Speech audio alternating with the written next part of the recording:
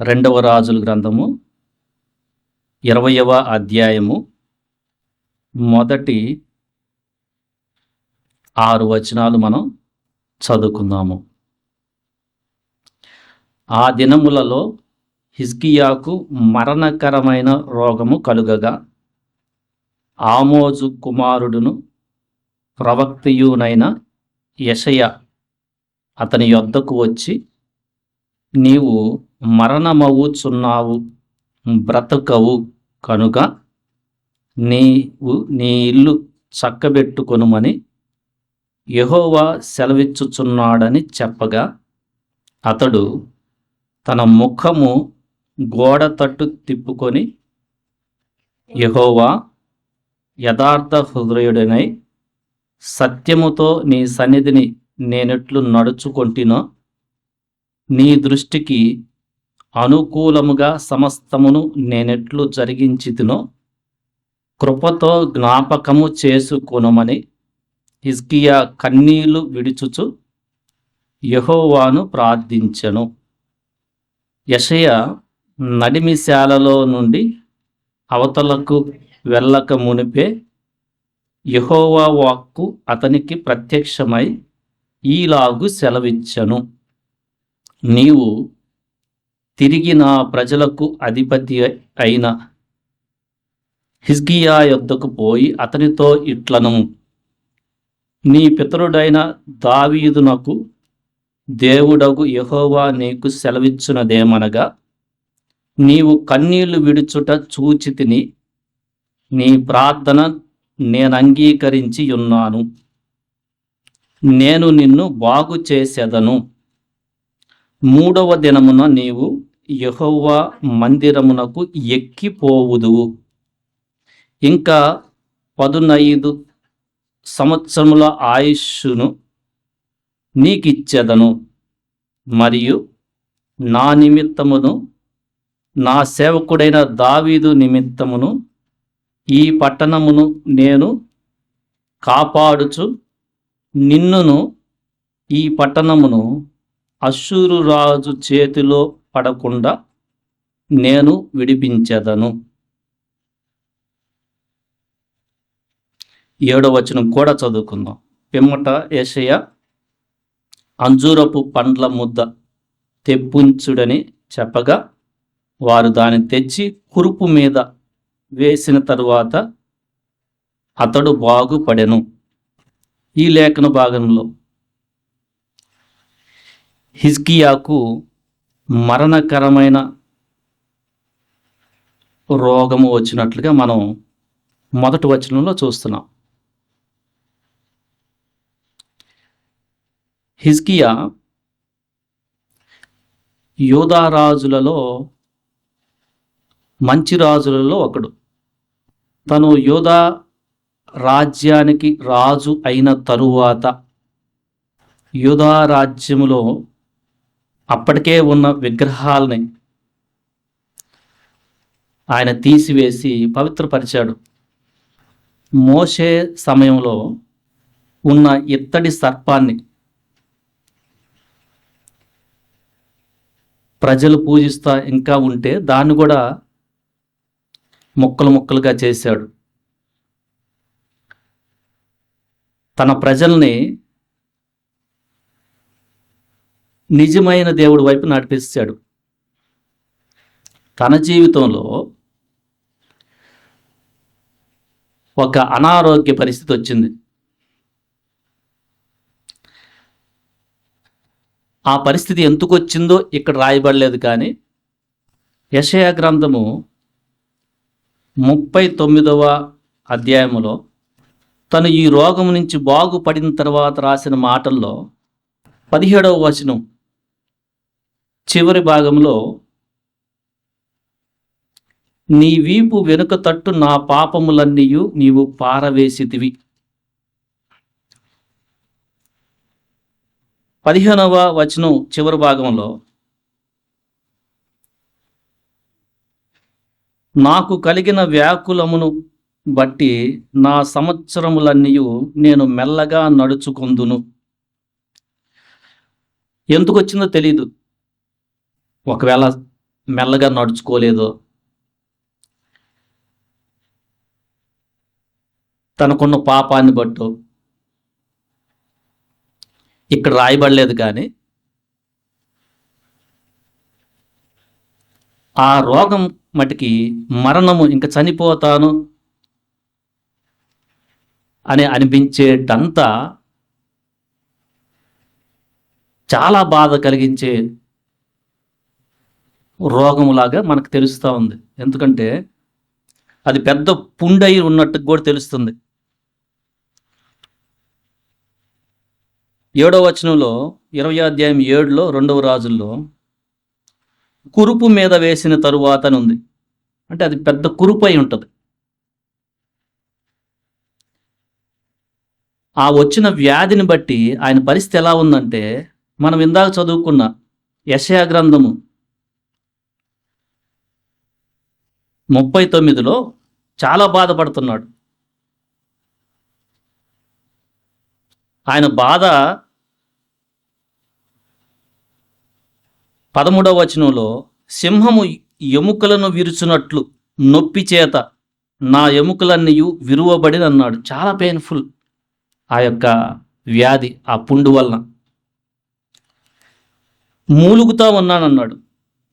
14వ వచనంలో గొవ్వ వలె మూలుగులు.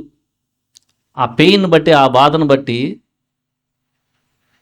హిజ్కియాకి చాలా పెయిన్ ఉంది. ఒక ఎముకలు విరిచేస్తే ఎంత పెయిన్ వస్తుందో, నొప్పి వస్తుందో అంత రోగం అది, ఆ కురుపు. అరే మధ్యలోనే చచ్చిపోతానేమో అనే ఆలోచన కూడా వచ్చేసింది. 10వ వచనంలో, నా దినముల మధ్యాహ్న కాలమందు నేను పాతాళ ద్వారమున పోవలసి వచ్చెను. మధ్యలోనే చనిపోతానేమో అని యెషయా గ్రంథం 38 10వ వచనంలో చెప్తున్నాడు. నా దినముల మధ్యాహ్న కాలమందు నేను పాతాళ ద్వారంలో పోవలసి వచ్చెను, నా ఆయుష్ శేషమును పోగొట్టుకొని ఉన్నాను అని చెప్తున్నాడు. అంత పెయిన్ఫుల్ బాధ కలిగిన ఆ కురుపు వలన. దాంతోపాటుగా ప్రవక్త కూడా వచ్చి, యెషయా ప్రవక్త, నువ్వు చనిపోతున్నావు,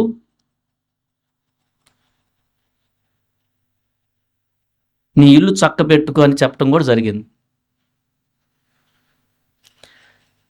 సాధారణంగా ప్రవక్త చెప్పాడంటే అది జరుగుద్ది. ప్రవక్త ఏం చెప్పాడంటే, యెహోవా సెలవిస్తున్నాడు, నువ్వు మరణమైపోతున్నావు, నువ్వు బాగు చేసుకో ఇంటిని, ఏమన్నా లోటుపాట్లు ఉంటాయని చెప్తున్నాడు. ఈ సమయంలో సాధారణంగా మనకైతే చాలా నిరాశలోకి వెళ్ళిపోతాం. మనం చాలా నిరాశ ఉంటుంది. ఇంకా చనిపోతానే, ఆయన కూడా నిరాశ వచ్చింది.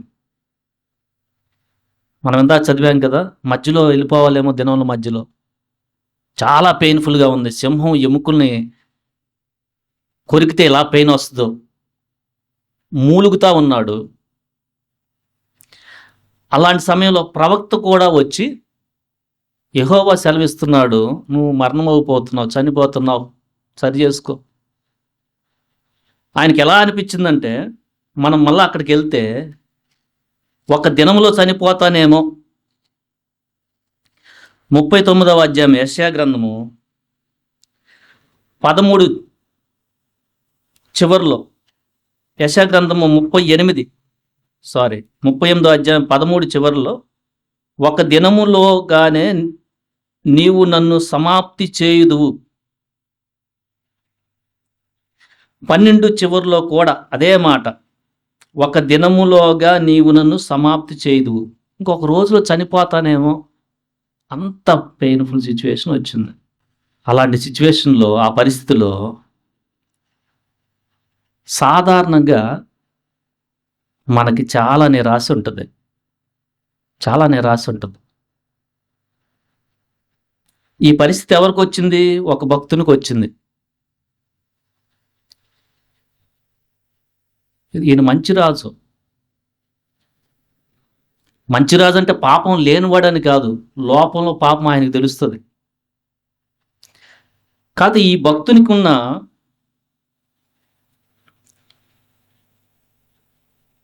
నిరీక్షణ ఏంటంటే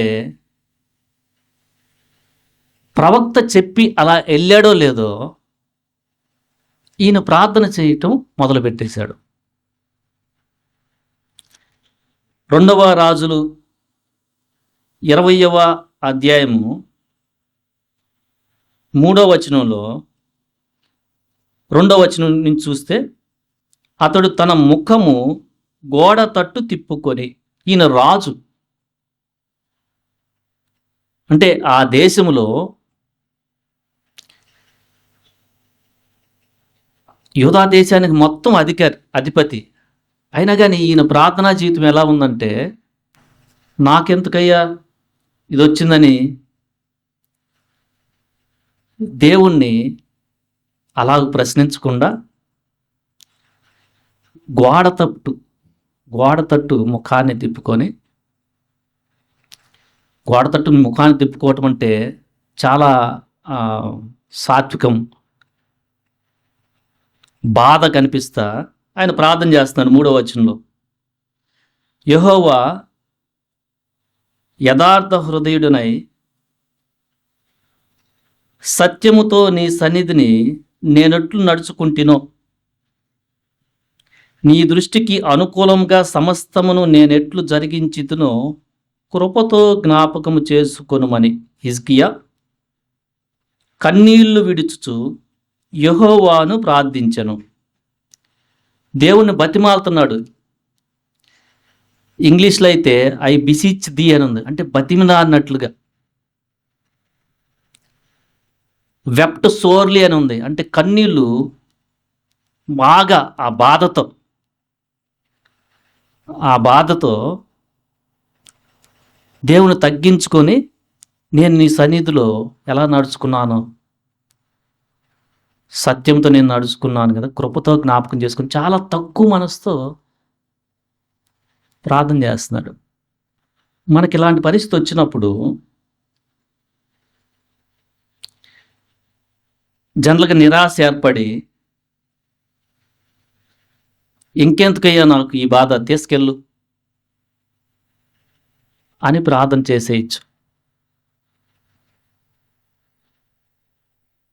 నాకు ఈ కురుపుతో, ఈ పుండుతో ఎంత బాధ, ఏంటి మూలుగు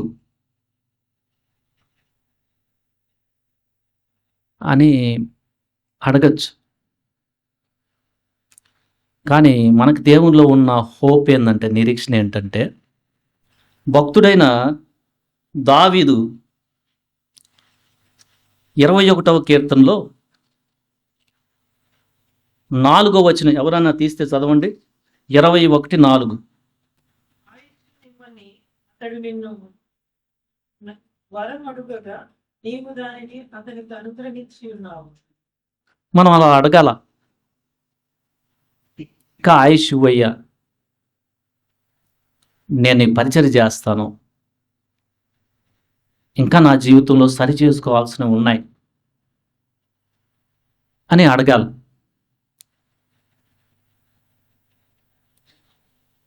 ఇంకో చోట కీర్తనలో ఆ భక్తునికి చాలా పెయిన్ఫుల్ సిచ్యువేషన్ వచ్చినప్పుడు, కీర్తన 102:24 వచనం, ఇలాంటి ప్రార్థనే కనిపిస్తూ ఉంది.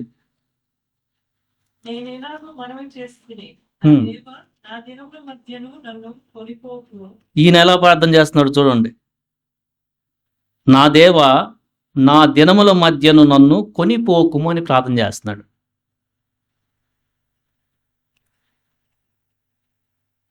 మనకి ఇలాంటి సిచ్యువేషన్స్ వచ్చినప్పుడు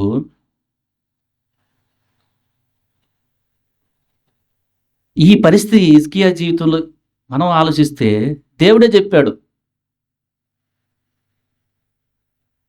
నువ్వు మరణం అవుతున్నావని. అయినా కానీ హిజ్కియాకి ఎంత నిరీక్షణ ఉంది.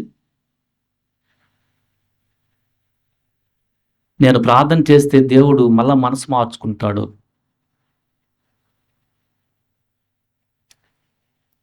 నాలో ఉన్న పాపాన్ని నేను ఒప్పుకుంటే, అంతకుముందు నేను మెల్లగా నడుచుకోకుండా గర్వంతో నడుచుకున్న ఆ పరిస్థితులు ఉంటే, నేను ఒప్పుకుంటే నేను ఆయన సన్నిధిలో తగ్గించుకొని కన్నీళ్ళు విడిచి ప్రార్థన చేస్తే ఆయన నా మొర వింటాడు అనే ఒక నిరీక్షణ ఉంది. మనకు కూడా ఉంటుంది. హిజ్కియా ప్రార్థన చేయంగానే ప్రవక్త ఇంకా బయటకు కూడా వెళ్ళా. 2వ రాజులు 20వ అధ్యాయం 4 చదవండి. హిజ్కియా ఉమ్, వెళ్ళకముందే ఉమ్, ప్రత్యక్షమై ఇలాగ సెలవిచ్చెను. ఉమ్. నా ప్రజలకు అధిపతి అయిన హిజ్కియా వద్దకు పోయి అతనితో ఇట్లను చదవండి. దావీదునకు దేవుడవు యెహోవా నీకు సెలవిచ్చినదేమనగా, నీవు కన్నీళ్లు విడుచుటకు కూర్చుతిని, నీ ప్రార్థన నేను అంగీకరించి ఉన్నాను, నేను నిన్ను బాగు చేసేదను. 3వ దినమున నీవు ఎక్కడ దేవుడు చెప్తున్నాడు, నీ ప్రార్థన నేను అంగీకరించాను, నీ కన్నీళ్లు విడుచుట నువ్వు నేను చూశాను, నిన్ను బాగు చేస్తాను. ఈ మాట ఎంత ఆదరణకరంగా ఉంది. మరణకరమైన రోగము, చాలా బాధ ఉన్న రోగము, ప్రవక్త వచ్చి నువ్వు చనిపోతున్నావు అని చెప్పిన పరిస్థితి, వీటి అన్నిటి పరిస్థితుల్లో, ఈ నిరాశ పరిస్థితుల్లో భక్తుడైన హిజ్కియా ప్రార్థనతో నేను దేవుని మనసుని మార్చగలను, నేను ఆయన వైపు తిరిగి నాలో ఉన్న పాపాన్ని సరిచేసుకుంటూ, తనకు తెలుస్తుంది అవి ఒప్పుకుంటూ, ఒక పక్కనే ప్రభువా ఆయన మాట్లాడుతున్నాడు, నేను ఎంత సత్యంతో నిన్ను సేవించానో కృపతో జ్ఞాపకం చేసుకోమంటున్నాడు. గర్వంతో కాదు, తగ్గించుకొని ప్రార్థన చేసినప్పుడు ఆ ప్రార్థన దేవుడు చెప్తున్నాడు ప్రవక్త ద్వారా, నువ్వు మళ్ళా వెనక్కెళ్ళు. హిజ్కియా ప్రార్థన నా దగ్గరికి వచ్చింది, నేను నీ ప్రార్థన అంగీకరించానని చెప్పు, ఎందుకంటే నువ్వు కన్నీళ్ళతో ప్రార్థన చేశావు, నీ ప్రార్థన నేను అంగీకరిస్తున్నాను అని చెప్పన్నాడు. నిన్ను బాగు చేస్తాను. మనం సేవించే దేవుడు మనకు ఎలాంటి పరిస్థితిలో ఉన్నా, మన జీవితంలో కొన్ని పరిస్థితులు వస్తాయి, గుండె చెదిరిపోయినట్టు ఈయనకు వచ్చిన పరిస్థితి. కీర్తనలో 147 3వ వచనంలో ఆయన గుండె చెదిరిన వారిని బాగు చేసేవాడని ఉంది, వారి గాయములన్నీ కడతాడని ఉంది. మన జీవితంలో ఇలాంటి పరిస్థితులు వచ్చి అనారోగ్య సమస్యల వలన మన లైఫ్ అయిపోయిందేమో అనుకుంటే, మనము హిజ్కియాను గురించి బట్టి మనం నేర్చుకోవాల్సింది ఏంటంటే, మనం ప్రార్థన చేస్తే మనల్ని బాగు చేస్తాడు.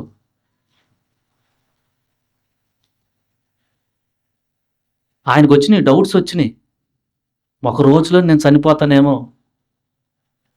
ఎందుకంటే ప్రవక్త వచ్చి నువ్వు మరణం అవుతున్నావు అంటే ఒక రోజులో అయిపోయిందేమో అనుకున్నాడు. బట్ గోడ తట్టు ముఖాన్ని దించేసుకొని కన్నీళ్ళతో కృపతో జ్ఞాపకం చేసుకోవయ్యా అని ప్రార్థన చేస్తే ఆ ప్రార్థనకు జవాబు వచ్చింది. మన జీవితంలో రక్షించబడిన తరువాత ఇలాంటి అనారోగ్య పరిస్థితులు వస్తే మనం జ్ఞాపకం చేసుకోవాల్సిందే,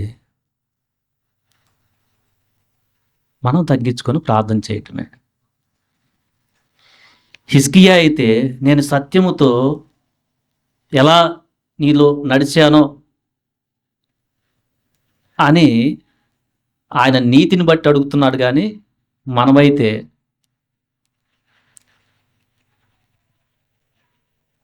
యేసుక్రీస్తు ద్వారా దేవునిలో ఆయన దగ్గరికి వచ్చిన వారిని అందరినీ స్వస్థపరిచాడు ఆయన.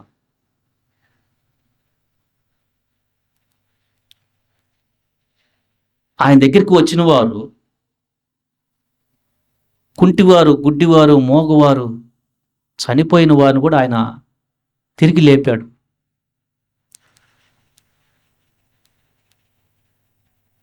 ఆయన గురించి ఎరిగినా ఎరక్కపోయినా కూడా మార్కు సువార్త 7వ అధ్యాయం చివరిలో రాయబడి ఉంది, ఈయన సమస్తమును బాగుగా చేసి ఉన్నాడు. యేసుప్రభు వారి దగ్గరికి చెవుడు కలిగిన నత్తివాడు వస్తే ప్రభు ఆయన బాగు చేసిన తర్వాత చెప్తున్నాడు, అలాగనే ఒక తల్లి దయ్యం పట్టిన కుమార్తె గురించి బాగు చేయమని అడిగినప్పుడు ఆయన బాగు చేసిన తర్వాత అక్కడ రాయబడి ఉంది, ఈయన సమస్తాన్ని బాగు చేశాడు. మన ప్రభువు మనకున్న ఎటువంటి పరిస్థితినైనా బాగు చేస్తాడు. మనం నిరాశపడకుండా మనం అడిగితే, అంటే ప్రార్థన ద్వారా మన మనసు దీనత్వంతో ఆయన్ని అడిగితే ఆయన మనల్ని బాగు చేస్తాడు. ఈ పరిస్థితిలో నిరాశ వద్దు. మనం అడగాల్సింది ఆయుష్ ప్రభువా. మనం ఇందాక చదివాం కదా, ఆయుష్ ఇవ్వమని అతను అడిగితే సదాకాలము నిలిచే దీర్ఘాయుష్ ఇచ్చాడని ఉంది. మనం ఆయుష్ అడగాల. ఇస్తే అది అనారోగ్య పరిస్థితి అయినా, మానసిక అనారోగ్యమైన ఆయన బాగు చేస్తాడు. యేసుక్రీస్తులో మనకి నిరంతరం జీవించే స్థితి ఉంది. మనకి అది ఆత్మకు సంబంధించింది. ఇందాక హిజ్కియా అయితే శరీరంలో అనారోగ్యం వస్తే అడిగాడు. మనం అడగచ్చు. యేసుప్రభు వారు ఎంతోమంది ఆయన దగ్గరికి వచ్చారు అనారోగ్య స్థితి. వచ్చిన వారిని అందరిని కాదనకుండా ఆయన స్వస్థపరిచాడు. ప్రభువు దగ్గర మనకి దొరికేది ఏంటంటే, ఈ జీవితంలో మనం చెడిపోయిన హృదయంతోనే బాగుపడకుండా ఈ తనువుని అట్లా వదిలేస్తే మనం నిత్య శిక్షకి వెళ్ళాల. ప్రభువు దాన్ని కూడా బాగు చేస్తాడు. ఆయన సమస్తాన్ని బాగు చేయగలిగిన వాడు. మనం చేయాల్సింది ఏంటంటే అడగాలి. ఏం అడగాలి? అనారోగ్యం ఉన్నప్పుడు హిజ్కియాలాగా తగ్గింపుతో మనం జ్ఞాపకం చేసుకో ప్రభువా అని అడిగితే ఆరోగ్యం ఇస్తాడు. పాపంతో చెడిపోయిన మన హృదయము ఆయన పాదాల దగ్గర పశ్చాత్తాపడి ఆయన ఎంత క్రయధనాన్ని చెల్లించాడో శిలువలో, మన పాపము ఆయన్ని ఎంత బాధ పెట్టిందో, ఆయన పరిశుద్ధమైన రక్తాన్ని చిందించేట్లుగా నా పాపం చేసింది అని పశ్చాత్తాపడుతూ ఆయనకి తగిలిన దెబ్బల్ని, చేతులకి కాయలకి గాయాలని మనం గుర్తుపెట్టుకుంటూ, తలకి ముండ్ల కిరీటాన్ని గుర్తుపెట్టుకుంటూ మనం ఆయన పాదాల దగ్గరికి వెళ్తే, ప్రభువా నా పాపాన్ని క్షమించంటే నీకు దీర్ఘాయువు ఇస్తాడు. నిత్య జీవం అంటారు అది. నీ ఆత్మను బాగు చేస్తాడు. మనం నిరాశపడాల్సిన అవసరం లేదు. కాకపోతే హిజ్కియాలాగా వెంటనే ఎక్కువ సమయం తీసుకొని అలా కాకుండా ప్రవక్త అలా చెప్పాడు అంతే. ప్రవక్త ఏం చేశాడు? అలా చెప్పి బయటికి ఇంకా ఆ రాజగృహం వదిలేసి బయటకు కూడా వెళ్ళా. ఈ మధ్యలో ఆయన ప్రార్థన చేస్తూ ఉన్నాడు. మనము ఏమి ఆలోచన చేయకుండా ప్రార్థన చేస్తే హిజ్కియాకి ఏం వచ్చింది సమాధానం? ప్రవక్త చెప్తున్నాడు, నీ కన్నీళ్లు విడిచాను, చుట్టూ చూశానయ్యా. నీ ప్రార్థన నేను అంగీకరించాను, నిన్ను బాగు చేస్తానయ్యా అని మరణమవుతావు అని చెప్పిన అదే దేవుడు ప్రార్థన బట్టి మార్చుకున్నాడు. ప్రార్థనలో అంత శక్తి ఉంది. దేవుని యొక్క హృదయాన్ని కూడా మార్చేసింది. మన జీవితంలో పరిస్థితిని బట్టి ఇలాంటి పరిస్థితులు వచ్చినప్పుడు మనకు ఎన్నెన్నో ఆలోచన దెబ్బ రావచ్చు. ఎన్నెన్నో ఆలోచనలు, ఈ పరిస్థితి ఎట్లా గుండె చెదిరిపోతుంది అని ఎన్నెన్నో ఆలోచనలు, అనారోగ్యం వల్ల, కుటుంబంలో సమస్యల వల్ల, దేనివల్ల వచ్చినప్పుడు ఈ ఆలోచనలన్నీ కూడా పక్కన పెట్టి, ఈ ఆలోచనతో నా జీవితం అయిపోయిందే అని అట్లా అనుకోకుండా మనం చేయాల్సింది ఏంటంటే, గోడ తట్టు, ఆయన రాజయ్య కూడా హిజ్కియా గోడ తట్టు ముఖాన్ని తలంచుకొని, అంటే ఎంత దీనత్వంతో ప్రార్థన చేశాడు. నేను అనుకుంటున్నాను ఇలా, ఆయన సత్యంతో న్యాయంతో నేను ఎట్లా నీలో నడుచుకున్నానో జ్ఞాపకం చేసుకో ప్రభువా అని వచ్చిన వాయిస్ ఎలా ఉంటుందంటే చాలా లో హార్ట్. ఎందుకంటే ఆయన పాపాలు కూడా తెలుస్తున్నాయి. ఇందాక చూసాం కదా, నా పాపములన్నీ నీ వెనక తట్టేసుకున్నావని అక్కడ చూసాం. బాగైన తర్వాత మెల్లగా నడుచుకొని తన ఉందని కూడా ఆయనకి తెలుసు. ఒకవైపున అవన్నీ తెలుస్తున్నాయి, అవి సరిచేసుకుంటూ అడుగుతూ చాలా దీనత్వంతో ప్రభువా జ్ఞాపకం చేసుకో అని అడుగుతున్నాడు. ప్రార్థన చేసే మనకి కృపతో జ్ఞాపకం చేసుకో ప్రభువా అనే మనసు చాలా ఇంపార్టెంట్. బాధ అంటే ఆ పెయిన్ఫుల్, ఆయన దగ్గర కన్నీళ్ళు విడుచటం అంటే బాధపడటం, ఆ దీనత్వం చాలా ఇంపార్టెంట్. ఇలాంటి పరిస్థితుల్లో కొన్నిసార్లు ఇంకెందుకు ప్రభువా నన్ను తీసుకెళ్ళు అనే ఆలోచనలు కూడా వస్తాయి మనకి.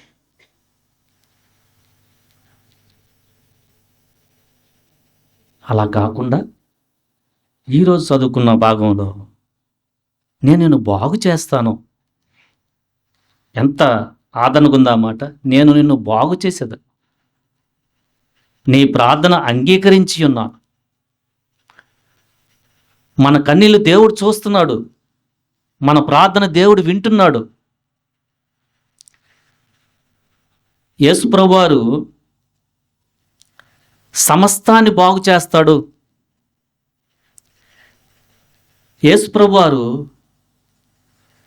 ఆయనకి బలహీనుల పట్ల చాలా కనికరం ఉంది. ఆయన అత్యంత కృప కలిగిన వాడై, కరుణా కటాక్షములు కలిగిన దేవుడు ఆయన. ఆయన కోరుకునేది ఏంటంటే మన హృదయంలో పశ్చాత్తాపం, ఆ తగ్గింపు మనసు, మనం మన పాపాల నిమిత్తం పశ్చాత్తాపడటం, అది చూసుకుంటాడు ఆయన. అలాగూ మనం ఆయన సన్నిధికి వెళ్తే మనల్ని ఆయన బాగు చేస్తాడు. నిరాశపడద్దు. కొంతమంది భక్తులు ఏలియా అయితే నిరాశపడి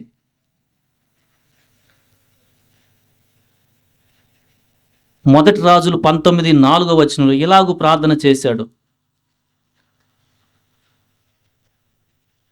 చదవండి ఒకరు ఆ వచనం. అరణ్యంలోనికి పోయి ఒక బదరీ వృక్షము క్రింద కూర్చుండి మరణాపేక్ష గలవాడై, యెహోవా నా పితరుల కంటే నేను ఎక్కువ వాడను కాను, ఇంత మటుకు చాలును, నా ప్రాణము తీసుకొనుము అని ప్రార్థన చేశాను. ఈయన చూడండి, దేవుని ద్వారా ఈ ప్రవక్త ఎన్నో అద్భుతాలు చేశాడు. ఆయనకు ఒక భయంకరమైన పరిస్థితి వచ్చింది. ఏంటా పరిస్థితి అంటే, నువ్వు కనపడితే చంపేస్తానని రాణి అంటా ఉంది. ఆ పరిస్థితిలో ఆయన అంటున్నాడు, ప్రార్థన చేస్తున్నాడు, నేను నా పితరుల కంటే గొప్పవాడిని కాదు, ఇంత బట్టికి చాలు, నన్ను తీసుకెళ్ళు అంటున్నాడు. మనకు 2 భావాలు వస్తాయి అలాంటి పరిస్థితి వచ్చినప్పుడు. మనం చేయాల్సింది ఏంటంటే, ఈ భూమి మీద ఇంకా బతికి ఎందుకు బతకాలంటే, నేను ఇంకా ప్రభు సేవ చేయాలా, అది యాటిట్యూడ్. నేను ఇంకా నాలో పాపాన్ని ఇంకేమన్నా చెప్తుంటే ఇంకా సరి చేసుకోవాలి. ఆ మనస్సుతో మనం నిరాశ చెందకుండా, నన్ను తీసుకెళ్ళు ప్రభువా. కొన్ని చాలా ప్రాక్టికల్గా మనకు అలాంటి ఆలోచనలు వస్తాయి. ఆ పెయిన్ మనకి పెరిగినప్పుడు, ఇంకెందుకు ప్రభువా నన్ను తీసుకెళ్ళు, అది కూడా నిజమే. అలాంటి ఆలోచన అపవాది తెప్పిస్తూ ఉంటాడు. బట్ మనం గుర్తుపెట్టుకోవాల్సిందే, హిజ్కియాకు కూడా అలాంటి ఆలోచన వచ్చింది, ఒక దినంలో అయిపోతానేమో. కాకపోతే వెంటనే ఆయన ఏం చేశాడు, ప్రార్థన చేశాడు. ప్రార్థన చేస్తే దేవుడు ఏం చేశాడు, ఇంకో 15 సంవత్సరాలు ఆయుష్ పెంచాడు. ఆయన వైద్యం తీసుకున్నాడు, అంజూరపు ముద్దను తెచ్చి ఆ కురుపు మీద రాశారంట. మనం కూడా డాక్టర్ దగ్గరికి వెళ్ళొచ్చు. మన విశ్వాస పరిమితి ఎక్కువైతే వెళ్ళకుండా తగ్గిపోతుంది. ఎలా అయినా చేయొచ్చు మన విశ్వాసాన్ని బట్టి. అంతేగాని నన్ను తీసుకెళ్ళు ప్రభువా అని చేసేదానికంటే, నేను ఇంకా ఈ భూమి మీద నీ కోసం ఎంతో చేయాలి ప్రభువా, నేను వెళ్ళిపోతే రక్షణ పొందని నా ప్రజలు ఏమైపోతారు, అందుకొని నాకు ఇంకా నాలో సరి చేసుకోవాల్సిన చాలా ఉన్నాయి. నాకు ఆయుష్, మనలో పాపం ఉంటే ఆయన దగ్గర ఒప్పుకోవాలా, క్షమించు. అలాంటి హృదయంతో చేసిన ప్రార్థనే దేవుడు అంగీకరిస్తాడు, మనల్ని బాగు చేస్తాడు. యేసు ప్రభు సమస్తాన్ని బాగు చేసే దేవుడు. ముఖ్యంగా ఇక్కడ రక్షణ లేని వారు గుర్తుపెట్టుకోవాల్సిందే, ప్రభువు మనకి శరీరంలో ఆరోగ్యాన్ని ఇస్తాడు, స్వస్థపరుస్తాడు. మన కుటుంబంలో సమస్యని సరిదిద్ది బాగు చేస్తాడు. బట్ ఇంకొకటి ఉంది, నీ హృదయాన్ని కూడా ఆయన ఒక్కడే బాగు చేయగలడు. ఎందుకంటే దానికోసమే యేసుక్రీస్తు సిలువలో తన పరిశుద్ధమైన రక్తాన్ని కార్చాడు. నువ్వు చేయాల్సింది ఏంటంటే, ప్రభువా నన్ను బాగు చేయి, నా హృదయాన్ని, పాపముతో పతనమైన నా హృదయాన్ని బాగు చేయి ప్రభువా అని నీవు నీ పాపాన్ని ఒప్పుకుంటే ఆయన నీ హృదయంలో నెమ్మది ఇచ్చేస్తాడు. అదే బాగు చేయటం చాలా సంతోషం వస్తుంది. నీవు క్రొత్తగా మళ్ళా పుట్టావు అన్న చాలా ఆ ఆనందం నీలో కలుగు చేస్తాడు, నిన్ను బాగు చేస్తాడు. రక్షించబడిన మనం మన జీవితంలో గుండె చెదిరిన పరిస్థితులు వస్తే నిరాశపడద్దు. మనల్ని ఆయన బాగు చేస్తాడు. ఆ పరిస్థితి నుంచి మనల్ని బయటికి తెస్తాడు. ఎందుకంటే ఆయనకు తెలియకుండా మనకు సమస్య రాదు. ఆయన కోరుకుంటుంది ఏంటంటే, ఆ సమస్యలో మనము ఎలాంటి హృదయంతో ఆయన వైపు చూస్తున్నాం. మనం హిజ్కియాలాగా పశ్చాత్తాపంతో, ఆయన రాజుగా ఉండి కూడా తగ్గింపుతో, కన్నీళ్లు విడిచి కృపతో జ్ఞాపకం చేసుకో ప్రభు అని ప్రార్థన చేస్తే నేను బాగు చేస్తానని అన్నాడు. మనల్ని కూడా దేవుడు బాగు చేస్తాడు. దేవుడి మాటల్ని దీవించును గాక. ఆమెన్.